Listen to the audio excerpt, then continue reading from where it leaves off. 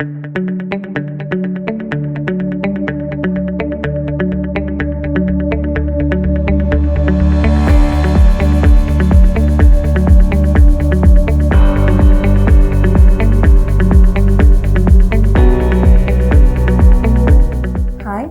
Dr. Maheshwari, fertility consultant from Oasis Fertility, Chennai. Basic evaluation of infertility in male. ஒரு மேல் பொறுத்த வரைக்கும் எப்போ வந்து நம்ம இன்ஃபர்டிலிட்டி இவாலுவேஷன் நம்ம பண்ணுறோம் அப்படின்றது பார்க்க போகிறோம். இப்போ வந்து ஒரு கப்புள் மேரிட் லைஃப் 1 year ஆயிடுச்சு, தே ஹவ் ட்ரைட் நார்மலி, அதில் கன்சீவ் ஆகலை அப்படின்ற போது ஒரு கப்புளாக வருவாங்க அட்ரஸ் பண்ணும்போது. ஸோ அட்ரஸ் பண்ணும்போது நம்ம வந்து போத் ஃபீமேல் அண்ட் மேலை சைமல்டேனியஸாக வந்து இவாலுவேட் பண்ணுறது, அதாவது அட் அ டைம் 2 பேருமே இவாலுவேட் பண்ணால் பெட்டராக இருக்கும்.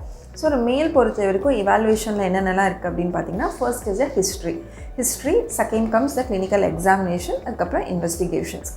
ஸோ ஹிஸ்ட்ரி பொறுத்த வரைக்கும் பார்க்கும்போது மேலில் வந்து ஃபர்ஸ்ட் திங் வந்து அவங்களுக்கு வந்து எனி இஷ்யூஸ் லைக் சைல்ட்ஹுட்லேருந்து ஏதாவது இஷ்யூஸ் இருந்தது அப்படின்னா நம்ம வந்து அதை வந்து சர்டைன் பண்ண முடியும். Any childhood history of any surgeries இந்த டெஸ்டஸ் ஒரு ஹெர்னியா அந்த மாதிரி இருக்கா அப்படின்றது பார்க்கலாம்.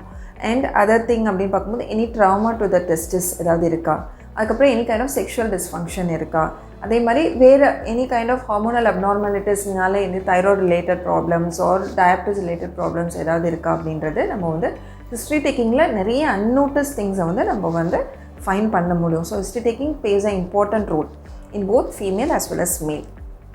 And second thing examination. And எக்ஸாமினேஷனுக்கு அப்புறம் the next part is the investigation அப்படின்றது பார்த்திங்கன்னா it includes both blood testing as well as then comes the semen analysis. blood testing பொறுத்த வரைக்கும் for the male initially like we recommend their sugar level நார்மலாக இருக்கா அப்படின்றது பார்க்குறோம். the second one is thyroid level. அதுக்கப்புறம் வந்து இந்த மேல் ரிலேட்டட் ஹார்மோன்ஸ் பொறுத்த வரைக்கும் பார்த்திங்க அப்படின்னா FSH, LH and testosterone hormones இருக்குது. இந்த இது வந்து நார்மலாக இருக்கா அப்படின்றது பார்க்கலாம். and then comes the semen analysis. Semen analysis பொறுத்த வரைக்கும் ஒரு நார்மலாக ஒரு பேசிக் செமன் கவுண்ட், செமன் அனாலிசிஸில் வந்து இட் இன்க்ளூட் செமன் கவுண்ட் எப்படி இருக்குது, அதில் மூமெண்ட் ஆஃப் த ஸ்பெர்ம்ஸ் எல்லாம் ஃபாஸ்ட் ப்ரோக்ரஸிவ் ஸ்பெர்ம்ஸ் எவ்வளோ இருக்குது அப்படின்றது பார்ப்போம். அண்ட் அதில் வந்து மார்ஃபலாஜி நார்மல் ஃபார்ம்ஸ் எவ்வளோ இருக்குது அப்படின்றது பார்ப்போம். இப்போ இந்த செமன் கவுண்ட் பொறுத்த வரைக்கும் பார்த்திங்கன்னா மினிமம் 15 million இருக்குது அப்படின்னா தட் இஸ் நார்மல் கவுண்ட். அதே மாதிரி மொட்டிலிட்டி அப்படின்ற போது கிரேட் பண்ணுவோம் 1, 2, 3 and 4. இல்லை 3 and 4 தான் ப்ரோக்ரஸிவ் ஸ்பெர்ம் மொட்டிலிட்டி இருக்கும். அல்டுகெதர் 30/100 ஸ்பெர்ம்ஸ் அப்படி இருந்ததுன்னா that is normal. And then comes a மார்ஃபாலஜின்னு சொன்னேன் இல்லையா, அதில் நார்மல் ஃபார்ம் அதாவது ஷேப் பொறுத்த வரைக்கும் எவ்வளோ நார்மலாக இருக்குதுன்னு பார்க்குறோம். அதில் வந்து அட்லீஸ்ட் மினிமம் 4 and 100 ஸ்பெர்ம்ஸ், ஒரு 100 ஸ்பெர்ம்ஸ் கவுண்ட் பண்ணும்போது அதில் 4 ஸ்பெர்ம்ஸ் நார்மலாக இருக்குது அப்படின்னா then it is said to be a normal sperm count.